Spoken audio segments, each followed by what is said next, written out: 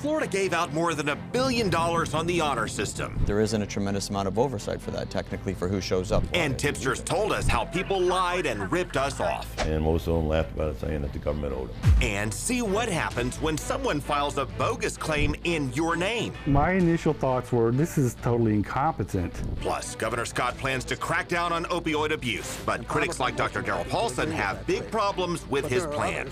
But we'll start with the wave of sexual harassment claims that have rocked both parties in Tallahassee. This is Money, Power, and Politics.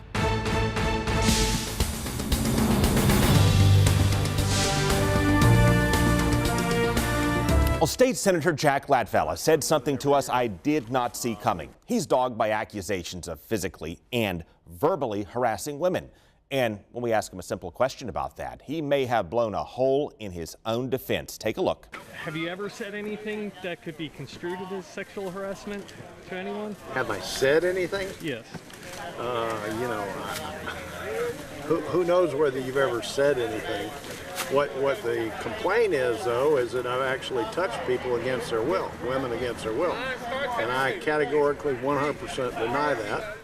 He denied touching women without their consent, but said who knows what he's said to them.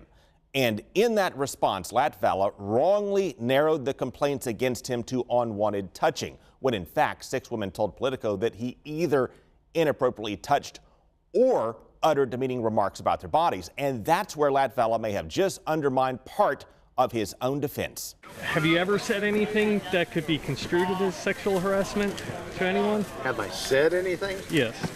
You know, who knows whether you've ever said anything.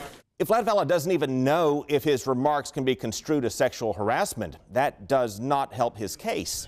I run for governor, and all of a sudden, you know, they come out of the woodwork with anonymous allegations, and people like you carry them as the gospel. It also does not help his case when he makes rash remarks, like accusing our photojournalist, who he does not know, of taking the accusations as gospel. I've repeatedly said Latvala's innocent until proven guilty, but I'll also say that his false presumptions and angry, defensive tone are also very much working against him. I run for governor, and all of a sudden, you know, they come out of the woodwork. Now, the part he's leaving out there is that the accusations did not surface suddenly after he launched his bid for governor. They launched after he told a gaggle of reporters that he's never personally been accused of sexual harassment, even though that was not the question he was asked. The accusations surfaced one day after Latvala took it upon himself to declare that he had never been accused of touching and making vulgar comments about women's bodies and asking them things like, what do I get if I vote for or against a bill? Have I said anything? Yes. You know, who knows whether you've ever said anything. It also does not help Latvala when he walks away from an interview miffed that he did not get the questions or topics in advance. I'm convinced the truth will prevail. That's all I'm going to say about that. Okay. You didn't tell me. You said you wanted to talk about that. I did. And this is the same man who also hurled profanity at Governor Scott's administration during a committee meeting. Sophisticated databases. And this is the same man who criticizes President Trump for his conduct. In terms of, you know, the way he conducts himself personally, his rash comments that he makes from time to time, his tweets, you know, probably a little lower. A little lower as in C, D, F? Well, not F, but, you know, at least C. At least C, maybe D. Meanwhile, Florida Democrats are in turmoil after women accuse their chairman of creeping them out. Democratic Party Chairman Stephen Battelle had survived calling members of the Legislative Black Caucus childish, even though fellow Democrats said it was racist. It was an unfortunate thing for him to do. It was wrong. Unfortunate error, was it racist? Yes. But then a half dozen former women staffers told Politico that Battelle leered at them, made inappropriate and suggestive remarks, and invited them to his hotel room or plane, and kept in his office stress balls shaped like women's breasts. So he apologized and quit, leaving the reins to Democratic Party President Sally Boynton Brown. Which brings us to the next problem. I'm a white woman. I don't get it. Sally Boynton Brown may be best known for going on national television to claim that her job is to school white people. So that I can go school the other white people. And shut down white people. And my job is to shut other white people down when they want to interrupt. Because she says white people are prejudiced. My job is to shut other white people down when they want to say, oh no, I'm not prejudiced. She accused her own party of having a race problem that she said she did not know how to fix. And around the issue of race, we are so far out of alignment, I don't even know the way back. And then after that speech, Florida Democrats asked her to move from Idaho to be their president. And I am from Idaho. We are so white. So white, right? Then, as president, she told Florida Democrats she's not into issues. First of all, I will say I'm not an issues person. But issues are just not something that I get really involved in. She said her strategy is to make the party more popular by doing something unpopular, like avoiding issues, so the party can move away from facts and play on people's emotions. This is not going to be popular, but this is my belief of the time and place that we're in now. I believe that we're in a place where it is very hard to get voters excited about issues. I believe that people are emotionally reacting to the emotion. As Democrats, I think we continue to try to connect with voters' heads around issues and facts and truth when we are now in an era of emotional politics. Well, she later said issues are important, which brings us back to the issue of sexual harassment and her chairman, Stephen Battelle. After he quit, she defended him. She said she'd never seen him demean women. And then the backlash took her down and she quit. It leaves the Democrats in a state of crisis and in search of someone to take the wheel. The party will elect a new chairman on December 9th. And the second half of our show will also show you how Congress is dealing with a wave of sexual harassment claims. But first, we have some controversy over the governor's plan to fight pain pill abuse. That's tonight's Spotlight. I came home and my son was in his car seat still screaming. His son wasn't even a month old when Thomas Healy found his wife dead from an overdose. Something small and tiny can just destroy your life and, and just wreak havoc. And it does that on anybody that comes in contact with it. Thomas shared his story in Pasco County to try to drive change. And Governor Scott is planning big changes to crack down on opioid abuse. He's going to make sure that all of our prescribers have education about the risk involved in this. Scott's plan requires continuing education for doctors to stop them from prescribing pain pills for people who don't need it.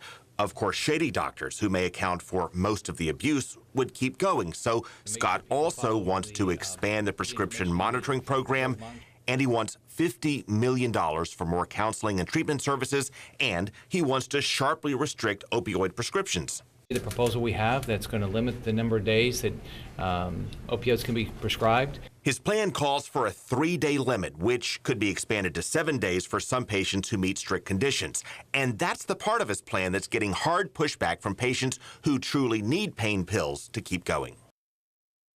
Now, please welcome Darryl Paulson, Professor Emeritus at University of South Florida, of government, author, columnist.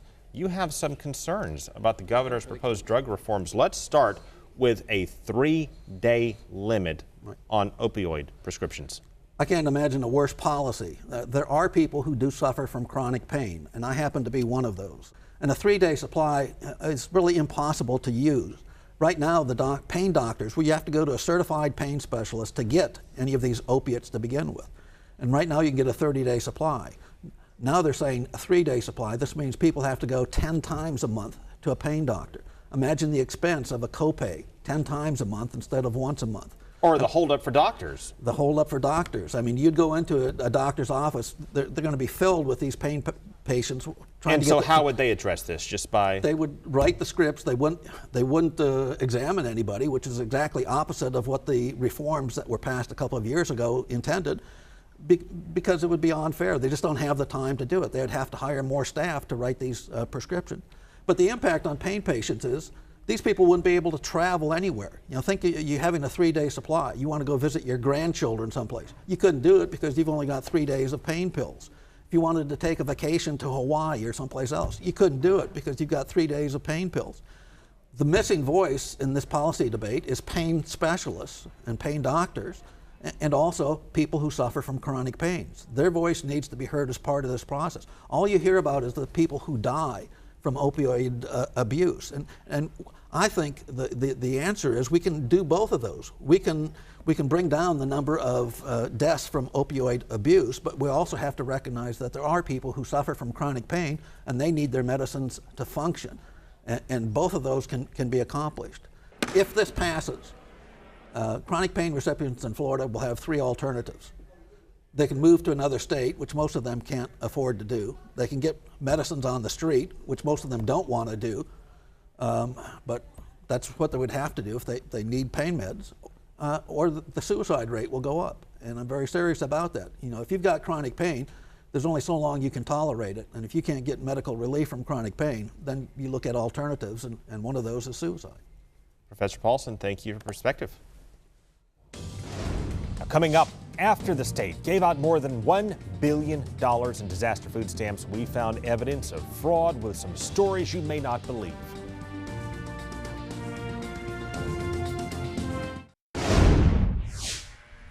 Chuck Fowler can't believe what happened after Hurricane Irma.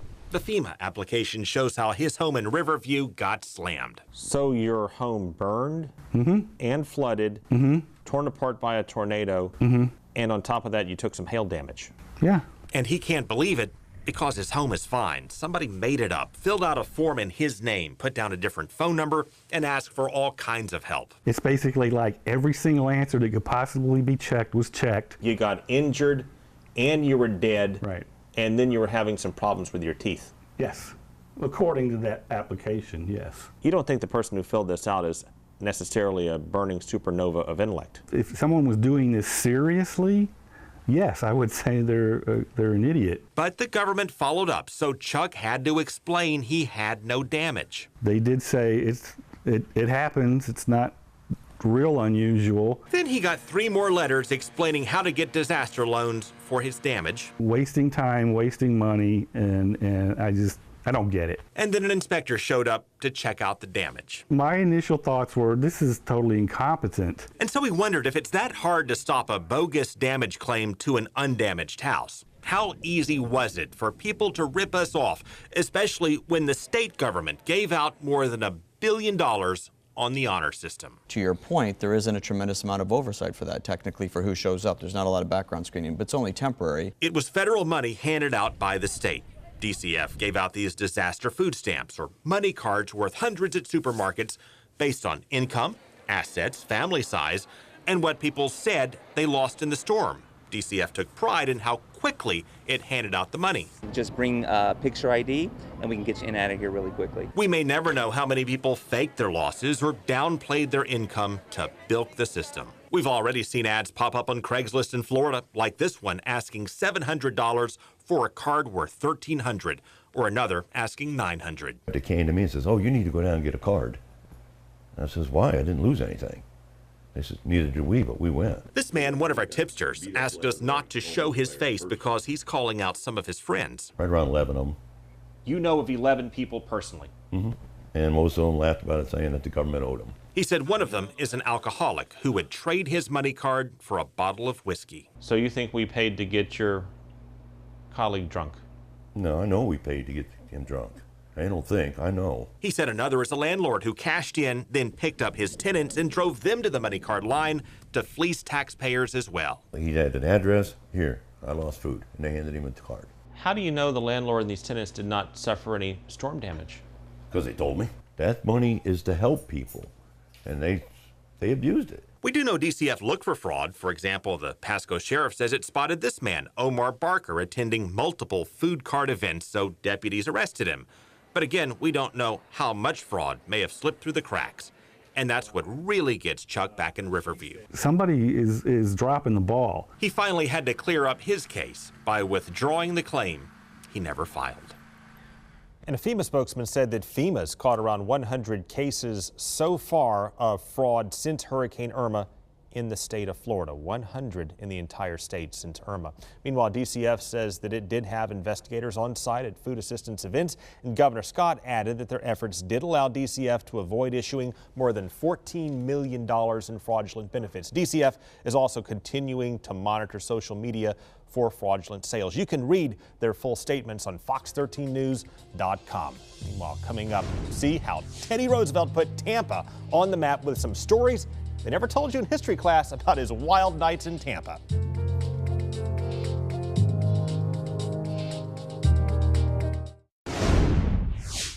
Well, Spain ruled Cuba with an iron fist until the independence movement took off from Tampa. Cuban guerrillas rose up against their conquerors, and when a U.S. warship called the Maine sank in Havana, maybe due to a boiler explosion, American journalists blamed it on Spain. So Teddy Roosevelt and his Rough Riders sailed from Tampa to Cuba. And Evan Axelbank shows us how that transformed Tampa and one of our most famous presidents.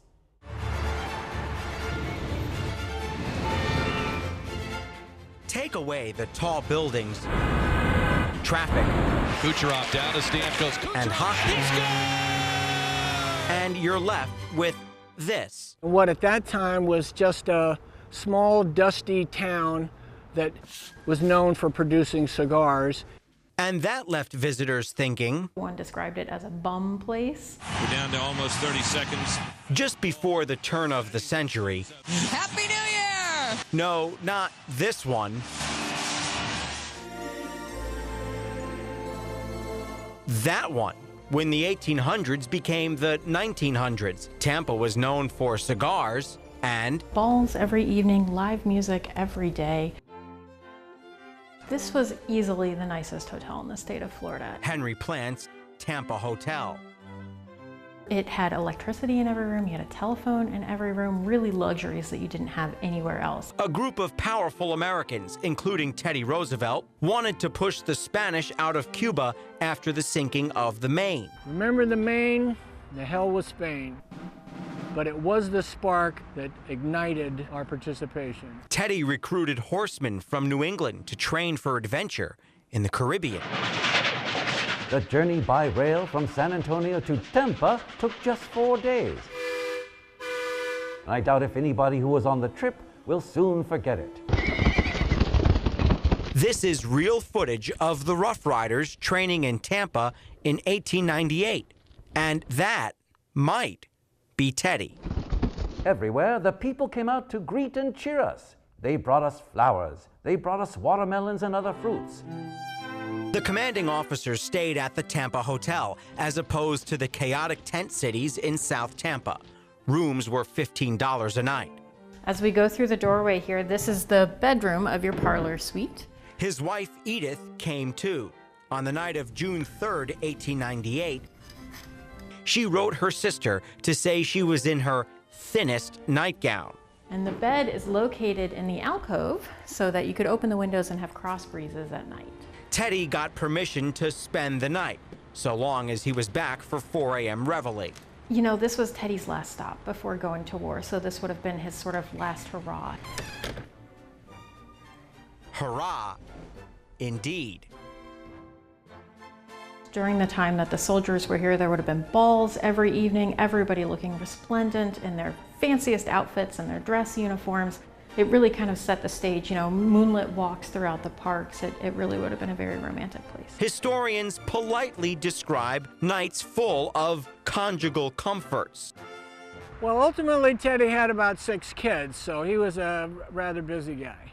So anyway, at last, on the evening of June 13th, we received the welcome order to start. Ship after ship weighed anchor. The Rough Riders disembarked for Cuba from what is now Picnic Island. The bands playing, the flags flying, the Great Fleet steamed southeast until the Tampa light sank into the distance. Left behind was a city whose mark was made. Henry Plant lobbying to have all the troops come to Tampa on their way to Cuba really is what got Tampa on the world stage and why people started hearing about Tampa and started coming to Tampa. Tampa now had history. United the Cuban Revolutionary Party. Plaques, gazebos. A big mixture of different cultures coming together. And civic groups mark the time. They would have been coming straight from the east out towards the Seffner area, coming straight through Tampa, riding their horses. Our duty to intervene in The Cuba. most famous participant of America's first war on foreign soil needed Tampa to fortify himself. He was an absolute wild man. In more ways than one. Teddy Roosevelt said in his book that he spent very little time at the Tampa Hotel and didn't even mention that Edith was there. It took the work of historians to reveal the fact that he spent more time there than as advertised. Thanks to actor Michael Norton for playing the role of Teddy Roosevelt in our story. For Money, Power, and Politics, I'm Evan Axelbank. Coming up, how we've been paying millions to settle sexual harassment claims within the halls of power in Congress. Well, beyond John Conyers, we know that other members of Congress have also been accused of misconduct and sexual harassment. We just don't know who they are because they quietly settled with our tax dollars at least $15 million going back the past 20 years, more than 250 cases. That is our tax money, and bet that House Speaker Paul Ryan is now under pressure to release the names of others, particularly current members of Congress who stand accused. That is our show, folks. Thank you for joining us. We will see you again next week.